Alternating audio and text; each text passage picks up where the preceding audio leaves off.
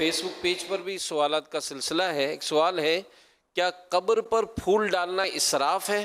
اسراف نہیں ہے بلکہ کار ثواب ہے. جب تک یہ پھول تر و تازہ رہیں گے اللہ کی تسبیح کرتے ہیں، جو میت ہے اس کو فرحت حاصل ہوگی، اس کا دل بہلے گا اس کا. حدیث پاک میں یہ ہے کہ نبی پاک صلی اللہ علیہ وسلم نے جو شاخیں گاڑی تھیں تو اس کے بعد یہ ارشاد فرمایا تھا کہ لعلہ یخفف عنہما ما لم ییبسا، کہ جب تک یہ شاخیں خشک نہیں ہو جائیں گی تو اس وقت تک ان کے عذاب کے اندر تخفیف ہوتی رہے گی. تو اسی پر پھر علماء نے یہ آگے بیان کیا کہ اور تر چیزیں جو ہوتی ہیں، چونکہ جو تر چیز ہوتی ہے یعنی جو جس کے اندر نمی ہوتی ہے، تو ایسی چیز کی تسبیح جو ہوتی ہے یہ زیادہ مضبوط ہوتی ہے، قوی ہوتی ہے.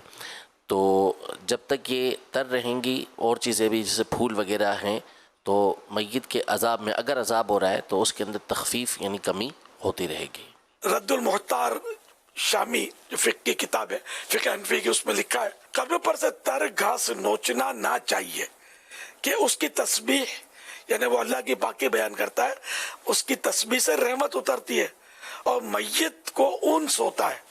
میت کو اس سے مطلب یعنی کہ انس حاصل ہوتا ہے، فرحت حاصل ہوتی ہے، اور نوچنے میں میت کا حق ضائع کر